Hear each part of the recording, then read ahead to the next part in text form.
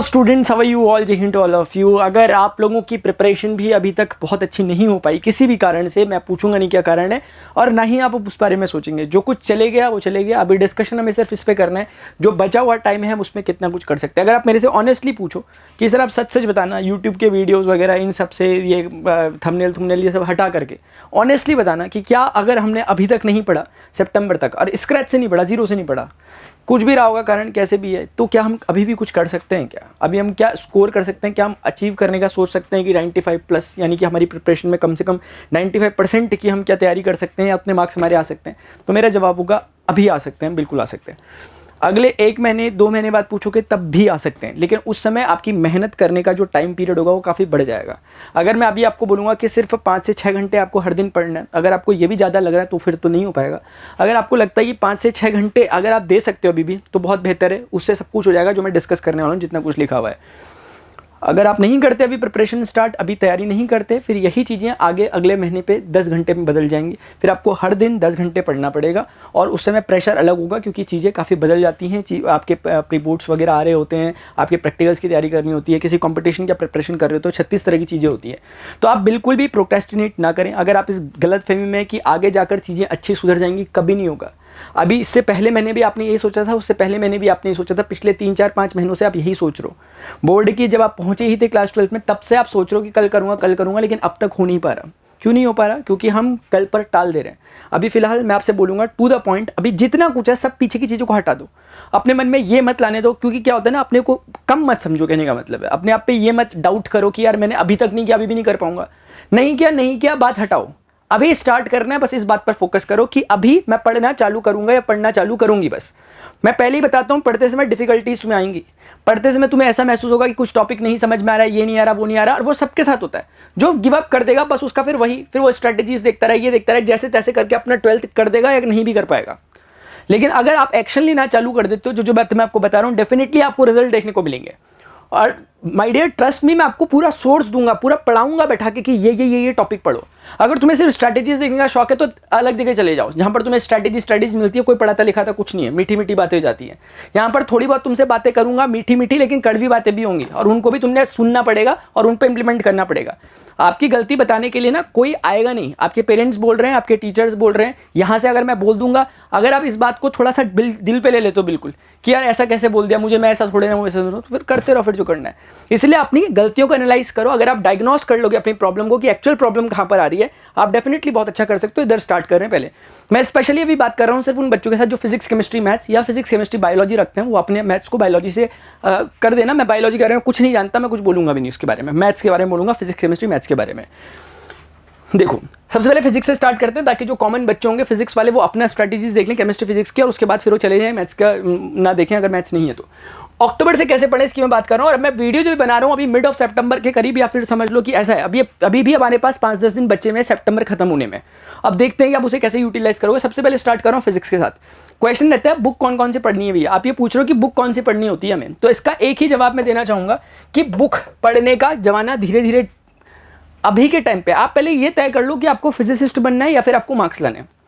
ठीक है, अब एक तरफ से आपको बिल्कुल साइंटिस्ट बनना हो, एकदम से न्यूटन का चौथा नियम लाना हो अगर आपको, और दूसरी तरफ से पढ़ाई भी नहीं कर रहे, वो अलग बात है। लेकिन अगर आपको सिर्फ इतना हो कि सर मुझे इतना करना है कि मेरा अच्छा डिसेंट पेपर में एग्जाम में चले जाए, नंबर मेरे अच्छा आ जाए, मैं उन्हीं से भी बात कर रहा हूँ।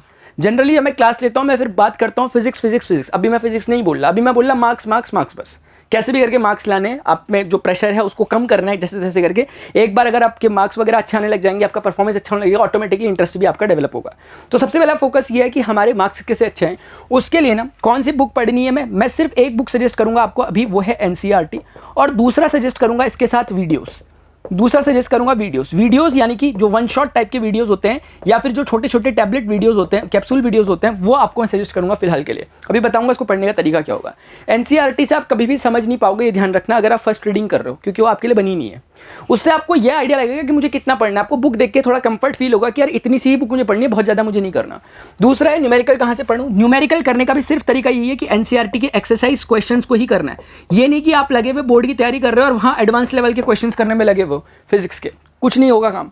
और पहली बात ये भी सुन लो कि न्यूमेरिकल ऐसे भर के नहीं आते और ना ही ऐसे बहुत ज़्यादा हाईफाई आते हैं। एक्सेप्शन कभी कभी हो जाता है, अदरवाइज जो आपके न्यूमेरिकल्स आते हैं वो फॉर्मूला बेस्ड होते हैं।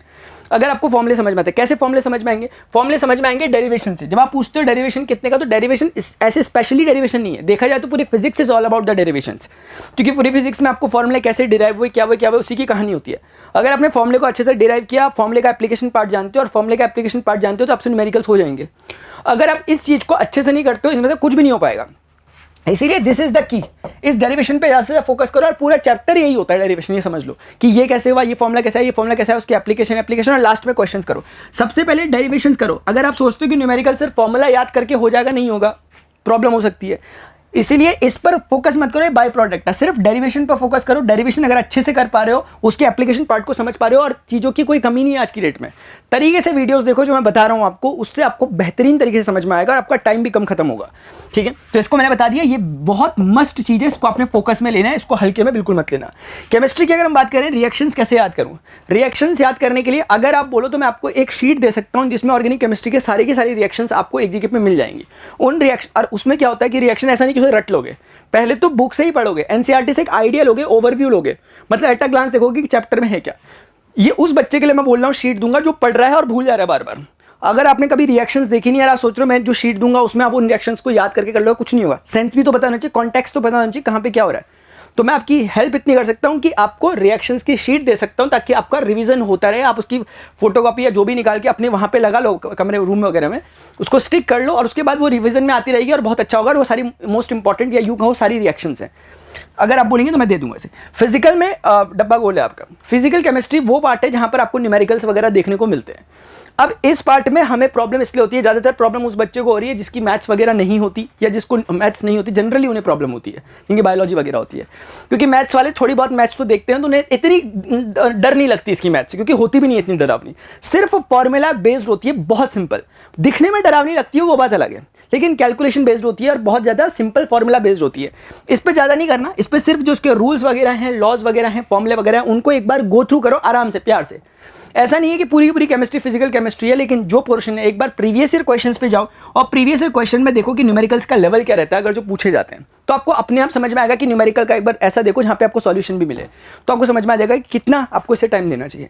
नेक्स्ट है रटू या समझू, केमिस्ट्री को दोनों करो, रटना भी पड़ेगा, समझना पड़ेगा। केमिकल रिएक्शन है, आप उसमें ये नहीं कि मैकेनिज्म लगा लगा के रिएक्शन सॉल्व करोगे, रटना तो पड़ेगा, ये हार्श ट्रूथ है, रटना पड़ेगा आपको। समझने वाली जगहों पे समझना भी पड़ेगा, कोशिश करो कि ज़्यादा से ज़्यादा समझने की।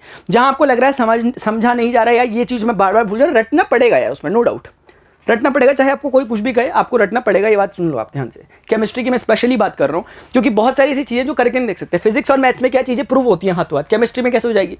अगर वो बोल रहा है कि रेड और इसको मिला के याली केमिकल है, याली केमिकल को मिला के रेड कलर बन रहा है, तो बन रहा है भाई। अब या तो करके देखो फिर, या तो फिर याद कर लो बन रहा है। तो ये होता है। उसके बाद मैथ्स में अभी कुछ भी नहीं पढ़ा। देखो मैथ्स में अगर आपने अभी तक कुछ नहीं पढ़ा, मैं नीचे ना प्लेलिस्ट के आपको लिंक्स दूंगा, डिस्क्रिप्शन में जाना, फिजिक्स और मैथ्स के रिगार्डिंग में आपकी हेल्प करूंगा।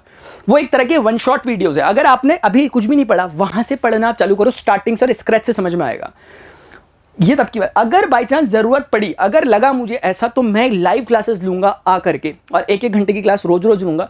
उससे क्या होगा कि जिसने नहीं पढ़ा उसको ध्यान में रख करके एवरेज स्टूडेंट्स के तरीके से उठा करके पूरा कोर्स खत्म करेंगे। इसलिए कर पा रहा हूं क्योंकि अभी टाइम है हमारे पास। तो ये बात आप ध्यान रखना, आप डिस्क्रिप्शन में जाकर देख सकते हो।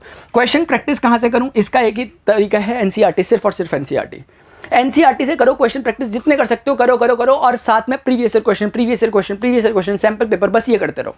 फिलहाल इतना करते रहो। अगर आपकी प्रिपरेशन नहीं हुई अच्छी है, स्टार्ट कर रहे हो स्क्रैच से। ये नहीं कि 36 तरह की बुकें अपने हाथ में रख ली और पढ़ाई अभी तक स्टार्ट की नहीं और सोच रहे हो कि सारी एक साथ पढ़ लूंगा, नहीं होगा। एनसीईआरटी क्वेश्चन से प्रैक्टिस करते रहो, ये मान के कि पेपर यहीं से आएगा, ये मानकर प्रैक्टिस करो। और एनसीईआरटी की बुक अपने आप में सेल्फ सफिशिएंट है। उसके मिसलिनियस क्वेश्चंस, एग्जाम्पलर वाली बुक लेनी है वो ले लो, बस इतना ही करो। इसके अलावा बाहर जाने की जरूरत नहीं है। दूसरी तीसरी बुक में एक बुक को ही आप 3-4 बार पढ़ो, रदर दिन की आप 3-4 बुकें पढ़ो। अगली बात है कि लाइव क्लास होगी, तो मैंने आपको बताया ये डिपेंड करेगा। अगर स्टूडेंट्स यानी आप लोगों को अगर लगता है कि लाइव क्लास होनी चाहिए फिजिक्स और मैथ्स की, तो मैं अरेंज कर सकता हूँ लाइव क्लासेस को, और स्क्रैच से हम स्टार्ट करेंगे, लेकिन it will totally depend up to you.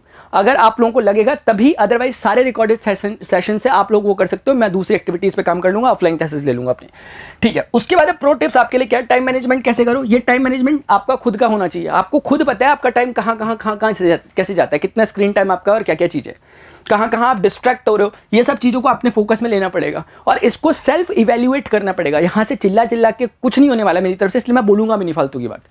आपके पेरेंट्स जितना बोल सकते हैं बोल रहे हैं, आपके टीचर्स जितना बोल सकते हैं बोल रहे हैं, लेकिन उसके बावजूद आप खुद जानते हो कि कहाँ पे कैसे करके चीज़ों को आपने अपने हिसाब से अरेंज करना है। तो वो सब चीज़ें तभी हो पाएंगी जब आप अपने आप को ना एक तरह से अनबायस्ड होकर अपना एक बार रिव्यू करोगे कि मैंने आज तक ये गलती करी और अभी तक ये हाल है मेरे।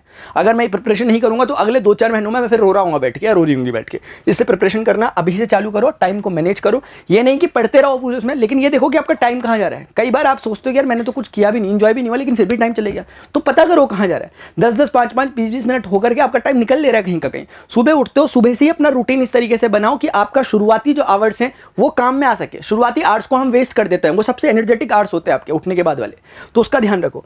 उसके बाद प्रैक्टिकल्स आपके आने वाले हैं, अब प्रैक्टिकल आ जाएंगे धीरे धीरे, और प्रैक्टिकल जब आने लग जाएंगे तो एक एग्जाम की हवा शुरू हो जाती है। फिर आपके पास समय नहीं रहेगा इतनी सारी बातों को तरीके से करने का, फिर तो जो जो बोलेगा आप वो करना शुरू कर दोगे। इसीलिए अभी से फोकस करो कि स्ट्रेटेजीज बनाओ, उसको फॉलो करो। कम से कम मैं कह रहा हूँ 10 डेज तक आपको स्ट्रेटेजी को जो यहाँ से निकल के बात आ रही है उन्हें फॉलो करो। 10वें दिन के बाद आप 11वें दिन बहुत कंफर्टेबल फील करोगे और आपको आदत सी पड़ जाएगी उसकी, ठीक है ना। हाँ, बोर्ड का प्रेशर होना चाहिए आप में, थोड़ा प्रेशर भी होना चाहिए, थोड़ा एक्साइटमेंट होना चाहिए, थोड़ी नर्वसनेस होनी चाहिए, लेकिन अच्छी बात यह है कि आप 10th का बोर्ड देकर आ चुके हो।